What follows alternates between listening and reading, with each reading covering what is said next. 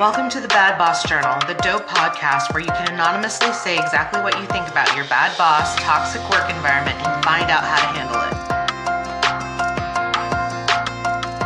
it. Welcome to another episode of Bad Boss Podcast. We're your hosts, Michelle and Ava.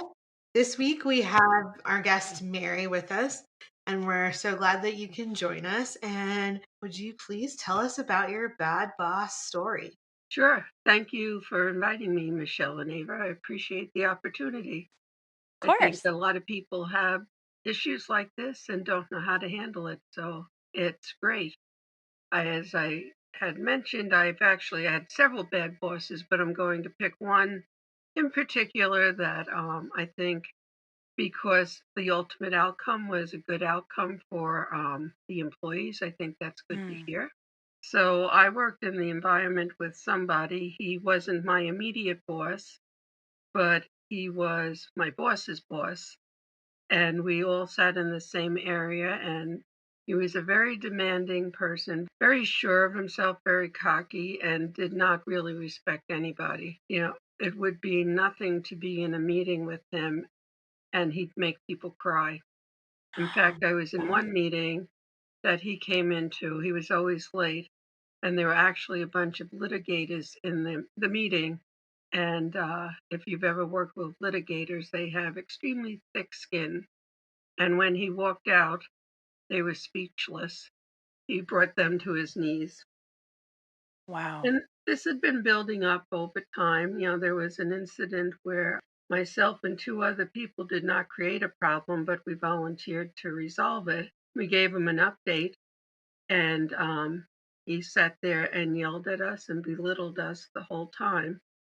And when he was told that he had made us cry, he apologized to one of us, the one of us that he really liked. And the rest of us he didn't say a word to. So I did not consider that an apology. Oh my gosh. And this had been building up time, year over year. And the head of our department, when he would go in to meet with them, his hands would literally shake. People would shake. I know when I had to go in with them, I would start hyperventilating. Oh, and man. I'm not someone who shies away from rough situations. So I know even some other people, one night my boss and I were there working late trying to reconcile something. Some outside third party vendor asked what was going on, and we told him, and his comment was, "I'm sorry." So this man had a very mean reputation. And it just was getting to the point where I could see it affecting everybody in our department, because the head of our department was petrified of him. You know, it rolled down to other people, and it wasn't getting any better. And this one day in particular, the head of our department went in to talk to him, and his office was just 2 cubes away from mine. So, you know, you could hear everything, and he was yelling at the man. So much so that people from down the hall came into my cube and wanted to know what was happening. And so then the head of our department came out and he called a couple of us in the office and he said, "I need you to do this one thing." And we said, "Well, that doesn't make any sense. We can't do that."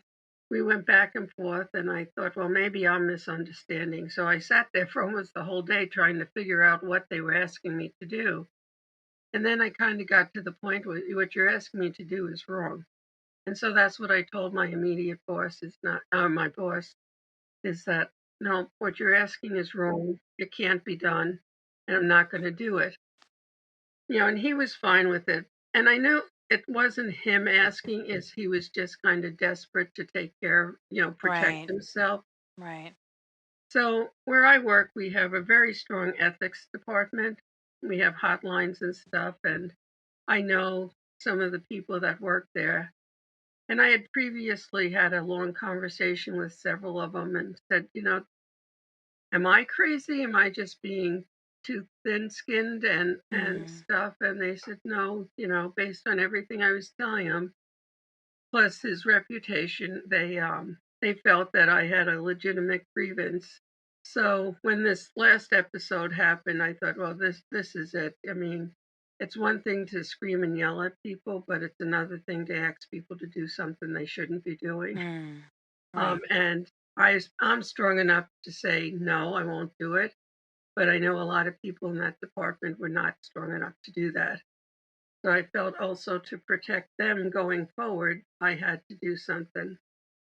So I did file an ethics grievance and I put my name on it. And when I did it, I didn't realize that based on the timing I chose and this man's position in the company, that it turned out to be a very big thing. I had to meet with attorneys and everything else, and other people got pulled in. But the good news is that ultimately he wasn't let go, but he was kind of put in an area where he can't affect things. He was high enough up that he had some people that would protect him that way. But they did kind of isolate him quite a bit, although not completely, because I occasionally work with some people under him and they will still say things like, well, I can't let this person know about this or I'm going to be in trouble, or things like that. So unfortunately, he wasn't totally let go. He was definitely removed from our lives. I feel bad for the people that are still working underneath him. But, to me, it was kind of a good outcome. And it definitely talked to the strength of our ethics group where I work. But it was scary. It was very scary. I'm not a spring chicken, so a lot of things can roll off my back. But if I was 20, 30, or even 40, I'm not sure if I Right. could have done that. And I feel bad because there's people at all ages in this position, and they may not have the outlets to do it with. I'm very fortunate our company has that, or they just might not feel safe enough to make that complaint. Now, I felt very Right. safe that if Yeah. there was any retaliation, that would be addressed very strongly. But I'm not sure every company you could feel that way in. For sure. I feel like having a hotline like that and having that type of, system set up really helps people out in those type of situations. But also it's like the fact that I do think sometimes like it is unfortunate because sometimes like you even have to wait until it's some like a legal matter in order for people to actually get involved, right? Right. Mary, I think your story is one of the first that we've heard of someone reaching out or having, even in their company, an established ethics group. Was this something that was part of the company's culture so that everybody knew that it existed, or was it something that you had to specifically seek out in this situation? I think everyone knows it exists. I think that people don't understand what ethics means. I think a lot of people Right. think ethics is just cheating, Hmm. or cooking the books or something like that, Right. that they don't understand that ethics is also how you treat people. And we have lots of posters around, with our values and, with the sources that you can do. But I think people have a very narrow view of ethics, and it's not narrow. And I would hope that a lot of major corporations, which is what I work for, would have an ethics hotline if you went and looked for it. They might not publicize it. I know in our company it's an extremely important function that we have, and they take it all very, very seriously. I mean, I was also fortunate enough to know the people in the ethics department so I could talk to them before I made a formal complaint. I'm also not someone who shies away from things, so that was also helpful. But yeah, it is a very good thing to have, and I know people in smaller companies probably don't have that at all. I couldn't imagine what you Yeah. would do if you worked in a company that was owned by a family, let's say. I don't Oh know who yeah, you could go to. I worked in a really negative environment over a decade ago where it was run by a family, but it was like 50 to no, closer to 100 employees I think actually because there were two locations, no HR. So you just had to suck it up and that's what most people did and yeah, it was rough. So do you feel like he changed at all? Like did they tell him Yeah, when, I guess. you file the grievance like you have an issue and you need to fix yourself? Yeah, he was. I mean, if you're under investigation, you'd get told about it, so he did know that. I don't think he changed at all, Mm, which is sad. He just kind of got removed from it. It was a really big change from his responsibilities. I mean, they probably cut his responsibilities in by 2/3, and he had a very high title that he lost because of it. But I don't think, knowing that he's still doing a lot of this stuff, I don't think he sees it with him. I mean, he right. just looks down on most people. It sounds like he almost thinks that it's like it's not his problem. Like it's almost like it sounds like maybe he was almost like upset with the fact that people would say something about him because he doesn't think it's true. You know, like sometimes when you try to give somebody constructive criticism, they actually backlash because they're like almost upset, like how dare you? Like I don't have any problems. I don't have Yeah, any issues. I think he knows he does this. I think he does some of it Really? deliberately, and he thinks that that makes him good. Oh, I, that's I even don't worse. get why. I think he likes to play a game. I don't know if you've ever run across people that like to see how far they can push you by Oh boy, being yep. rather Yep. outrageous. So I think he does that. And most people that talk to him, they get so nervous, they get tongue tied and stuff. And I, I remember one time, and I would too, generally, but this one time we were talking about something, and he was telling me I was all wrong. And I was trying to think of, well, why would I be wrong? Because, and then I realized this is an area that I know. This is my expertise. I've been doing for 30 years. So I asked him why he thought I was wrong. And he goes, well, I think that the concept is wrong. And I told him, doesn't matter what you think. What matters is what the law says. And he just shut up and said, okay. Nice. But yeah, I think he enjoyed it. I He think sounds it was kind of a sadistic. Is that sport. the word we would use in this scenario, Ava? Yeah, I think so. Like I was thinking that, it's probably to him, it's a power control thing. Mm, And Absolutely. he probably saw everybody else's fear response to him as him sort of winning that power and that they Yeah. were weak because of their reaction. He was in a competition once, and just to make hallway chat, I said, "Oh, how'd you do?" And he goes, "Oh, thanks for asking. I was in first place for last." And it's not that, and it's like, what? So it's just because you didn't. It's like you could have said, "I come in second place. I came in." No, I was first place for last. And it's like, that's kind of a sad way to live if that's how everything is to right. you. Yeah. Absolutely. During the process of filing the complaint, Mary, were there any times that you regretted making the formal complaint or we were concerned about retribution or anything like that? I had confidence that if there was retribution, it would be addressed immediately. So I wasn't. I mean, shouldn't say I wasn't. It's always possible.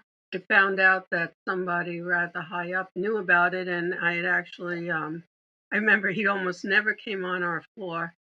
And the day I filed it, he was on my floor. And I thought, oh my Wow. gosh, this isn't going to go well. But actually, he was looking for this guy because he wanted to talk to him, and he wasn't returning his calls. Oh, wow. Um, It's but as if he knew. and he knew at the time, so that in a way made me feel better. I also, since they had to hire an outside law firm to address this, I felt they were taking it seriously. Wow. I never regretted doing it. People would come and they'd say, "Hey, I got to go talk to so and so about this," and they were nervous. And of course, you can't say that you've done anything. Although I know that the people who were questioned also assumed it was me who did it because they knew that's the type of person I was. Right. But no, I never regretted it. Actually, in a way, I feel kind of proud that I did it. I felt like Yeah. it took some courage to do it, and that it helped other people out. Oh, for sure. Especially because you don't know how it's going to turn out. But the fact that they took it seriously, I think, is huge. Yeah, I think it shows your tenacity Mm-hmm. um, and really trust in your organization, your company. that they were going to stand behind the policies and that they set when she filed the complaint. So I think that's something that definitely you should be proud of and applauded for.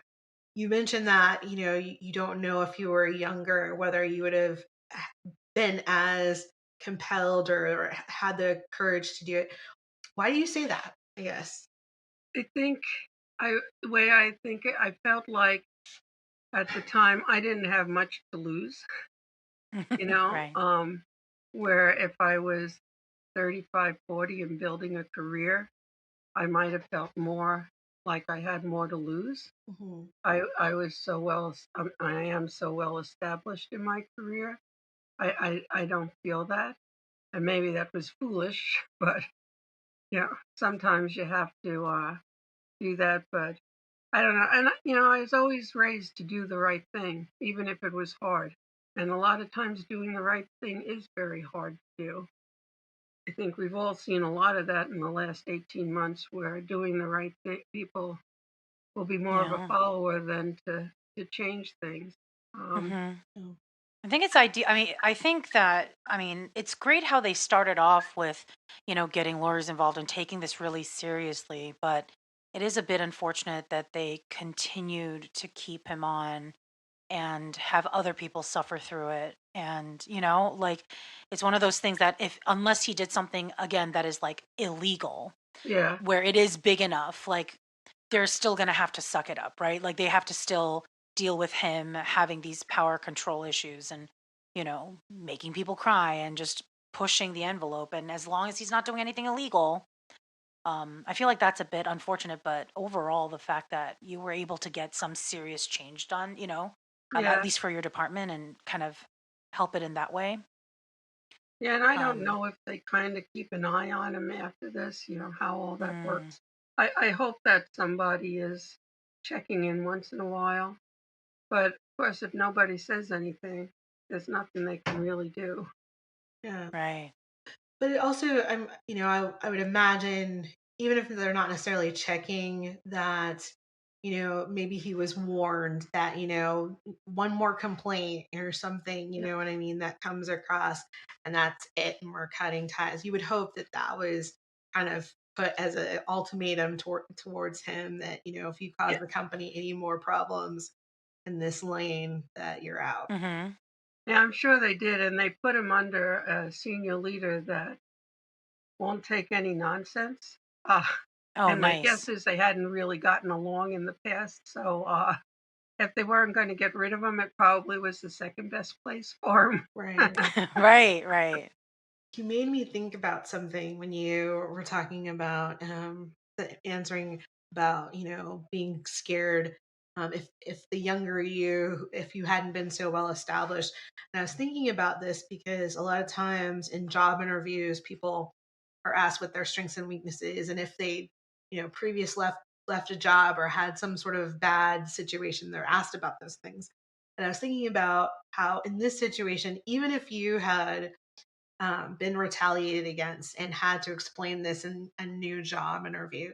To me, this would be something I would take as sort of a weakness that is a strength, because this would be one of those situations like after someone explained it that I would think, oh, okay, now I know this person is ethical and moral. So this is what their behavior is going to be like working for me.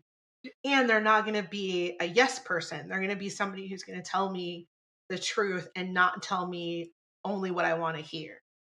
So I think Yeah, Mm, even in that kind of situation, it could turn positive. and I know, years ago when I was my younger me, I had a boss over our department, and she was really in over her head, and her way of dealing with it was to be nasty to people. Mhm. mm, And she wouldn't be nasty to me, but she would be vicious to other people. And I did set up a meeting with her and say, you can't treat people like that. I said, I mean, she would sit there and call them stupid in front of the whole department. oh, wow. And, you know, these people were just, they would start shaking anytime, and then they'd make mistakes because they were afraid of what was going to happen. Right, And I did right. pull her aside and say it, and I was a lot younger then. So um, I guess I would do it. I'm just, No, I do also, understand that though when you're younger, because like, I mean, in the sense that like, let's say me now, and then like me when my children were like really young, I acted very differently. It was almost like I do agree with you because I know that there's a lot more on the line when I'm like, there's a significant amount of income that I'm bringing in for the family, let's say, and then I'm having to do this.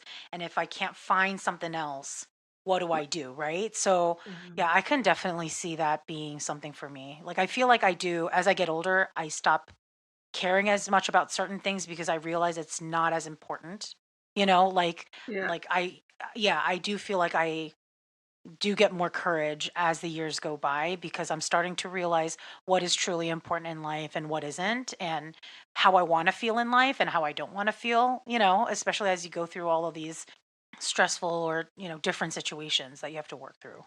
Well, experience is a good teacher, right? So Mhm. as you go through life, you have more experience. And like you said, you decide what's important to you, Yeah. both in your career and as a person. Yeah, absolutely. My family, or maybe it's just my immediate family, or my mom. So we always joke about that, and none of us are at this age, but like I understand now, like the 80 or 90-year olds that are kind of grumpy, in line at the grocery store or whatever, dealing with somebody who's got poor customer service. And now I understand it's like they've lived too long to have to put up with Yeah. these people's attitudes and, not Mhm. being treated fairly. And I think that's what you gain over time is you're like, okay, maybe my 20s I'd put up with it, but when you're 90, you shouldn't have to put up with it. And I Right. think that's one of the Yeah. things that we gain in terms of that wisdom as we get older. I think we all have a threshold where we stop thinking of ourselves as a kid and think of ourselves Mm. as an adult entitled to certain treatment, whatever that age is. I don't think it's in your 20s generally. I mean, I know people who are well past their 50s and 60s who still act like that. So I think, I don't know. We all aspire to, right? Like, Yeah. Yeah. well, at least I do. Yeah. I don't know. Maybe some of it is a sense of entitlement. I don't think it's Mm, wrong to be thinking you're entitled to be treated with respect and right, civility. right. But, I can think of people in their 60s that would just accept, even at the store, an 18-year Right. old being extremely rude to them. And that's just the way it is. And Mm, so I'm not sure, I do think some of it is age, but I think some of it is probably I felt entitled to be treated decently. I had never mm-hmm, done anything wrong. I gave a lot of years to the company, and I think other people think it's just the way it is, so I got to accept it. Yeah. yeah. But nobody has to So, be accept being treated like garbage. yeah, I agree. It's so true. So if somebody is going through this, similar scenario that you went through, what is some advice you'd like to give them? Well, I think one thing is, hopefully you can find somebody, whether it's at home or a friend, that can give you some support that you can talk to, you can bounce it off. Because it Hmm. was important for me to not feel like I was just being a wimp or something like that. Um, Right. and I was lucky to have several people to talk to, and I think encourage other people if they're feeling it to to do something. Sometimes there's strength in numbers, and sometimes it really doesn't matter. But I think that's it, because I feel like you need a sounding board. And I think, write it down. I'm not Hmm. a big writer. I know some people journal and stuff. That's not me. But for something like this, I kind of had to write it and rewrite it a couple of Mm, times. So, I said what had to be said and I didn't say way more. I tried to keep mm, my emotions out of it and stuff like that, tried to be factual. And, I think, I mean, there's times to be anonymous, but I think there's also times to stand by your convictions. right. And for me, Right. it was important to put my name on it. And I thought, well, even if he did come to me and say something, that's fine. Tell me where I'm wrong. You yelled at the man. Right. Everybody on the floor heard you yelling. No, that takes gumption. Like, I know that one time I did use my company's hotline and I called something in and I was terrified they would find out who it was. Because there were Oh, yeah. only like a very small group of people who was working with this person, and they would have known it was from us. And I was terrified, and I went anonymous because I was like, I'm such a small little peon in this huge corporation, and this person, it's like a whole thing. And yeah, like, I think that's so courageous and amazing. And I hope I can, if I ever did have to call a hotline, knock on wood, I never do. But but if I did, I really hope that I can get to a point where I'm just like, it's me. I did it. Well, I know they told me that one of the reasons they put extra stock in what was being said was that I put my name on it. And this man was Oh, that makes extremely sense. high up in the corporation. It wasn't just like middle management. Right. Wow. Yeah, I agree with Michelle. Like, I think that's really super courageous to put your name on it. I'm kind of like Michelle. Like, in my organization, if I put my gender, race, and like level, automatically everybody knows who did it. So even on like company surveys, I don't like mark the demographic pieces because I'm like, there's like one of me. I'm like, they're gonna know who Right. this is. So I think, that's really courageous that you put your name on it, and something that we all can learn, that, that sometimes, while we want to remain anonymous, sometimes action gets taken if you're willing to stand by your convictions, and you Yes. weren't alone. There were other people. So Yeah, I was fairly comfortable that when questioned, other people might say stuff. I know some of them did not say what they told me. They certainly sugarcoated it quite a bit, so that was a little disappointing, but also not surprising. Right. Well, thank you so much for sharing your story with us today, Mary. Thank We you really for appreciate it. allowing me to. Hopefully, it helps some people. yes, I I want to think be so. like Yeah. you in my next life. Yeah, no, this is very empowering. I feel like sometimes, when we have people on, I do think it helps because, there are other people going through the same thing, but sometimes it's really nice to hear, like, a story where it went well, and like just an empowering thing too, right? Like learning to stick up for yourself, putting your name on things and being proud of, like, all that. Like, I think that's great. And I Yeah. think it's great to have that for people to listen to. Yeah. And you got to stay in your career and stay in your job, because a lot of times Yeah. when we hear these stories, people have had to transition to other offices or different Right. companies. So I think this is also very empowering that you were able to continue to have a successful career and make it safe for other people to do the same. Yeah. Yeah, but I think also sometimes having the courage to leave is important too. Absolutely. Oh, yes. 100%. All right, so that concludes this episode. Thank you all so much for listening. We'll check back in with you next week. Bye. See you next time.